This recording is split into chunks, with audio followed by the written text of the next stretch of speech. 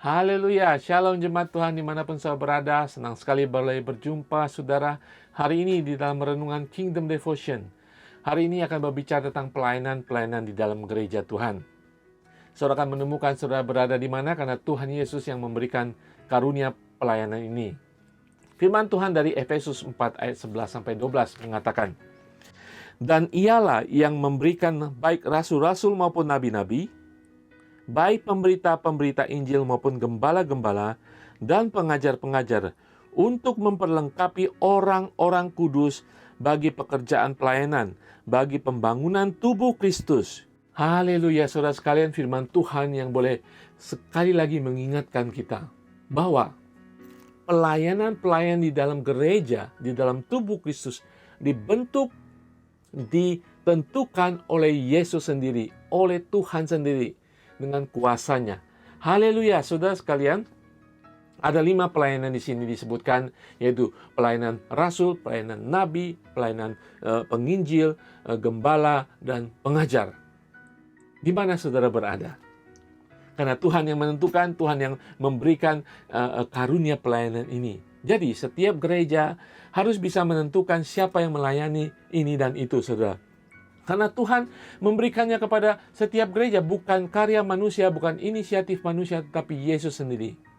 Karena Yesus sendiri yang menentukan dan memberikan karunia pelayanan ini, Dia juga akan dengan kuasa Roh Kudus memimpin, membimbing, menguatkan setiap pelayanan ini. Haleluya.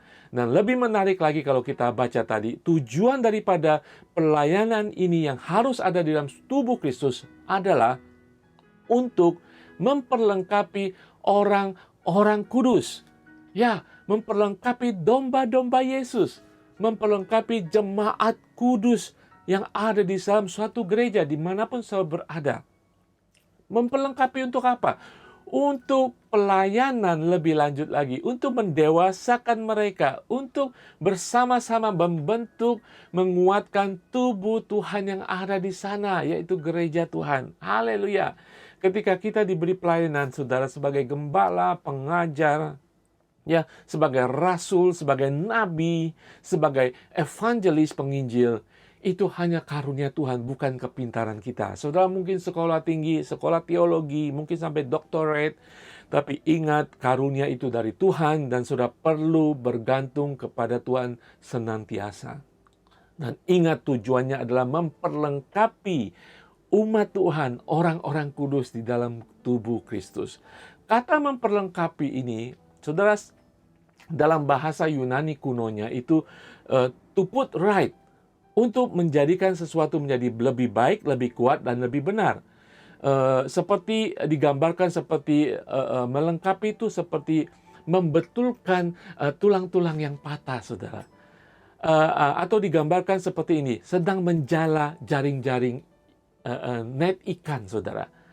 Ketika saudara dengan fungsi pelayanan saudara dimanapun saudara berada, ya, saudara sedang memperlengkapi jemaat Tuhan. Saudara sedang membentuk mereka seperti net, saudara, seperti jala ikan, untuk mereka siap memperkuat tubuh Kristus, untuk siap dalam pelayanan bagi gereja Tuhan, untuk siap didewasakan, ditumpuk imannya, diyakinkan pelayanan mereka untuk siap maju menjadi penjala-penjala manusia.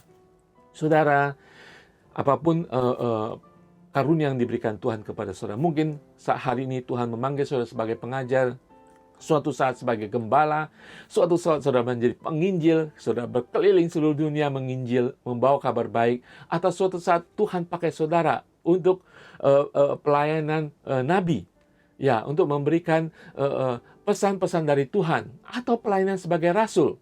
Tetapi apapun pelayanan saudara, ingat saudara, saudara tugasnya adalah memperlengkapi umat kudus, umat Tuhan dimanapun saudara berada, di gereja manapun saudara berada. Itulah fungsinya, supaya umat Tuhan dipersiapkan untuk pelayanan, dan saudara sedang membentuk tubuh Kristus akan semakin kuat. Amin, saudara. Saudara temukan karunia pelayanan saudara, ya, temukan. Dan saudara harus ingat firman Tuhan di dalam Efesus 4 ayat 11-12 ini untuk mengatakan kita diperlengkapi, diberikan pelayanan ini untuk memperlengkapi jemaat Tuhan dimanapun mereka berada. Supaya suatu saat mereka akan menemukan pelayanan mereka. Ya, haleluya. Saya percaya mari kita tetap bangun kehidupan kita bergantung kepada Roh Kudus. Karena Dia akan memberikan kekuatan bagi kita hari lepas hari.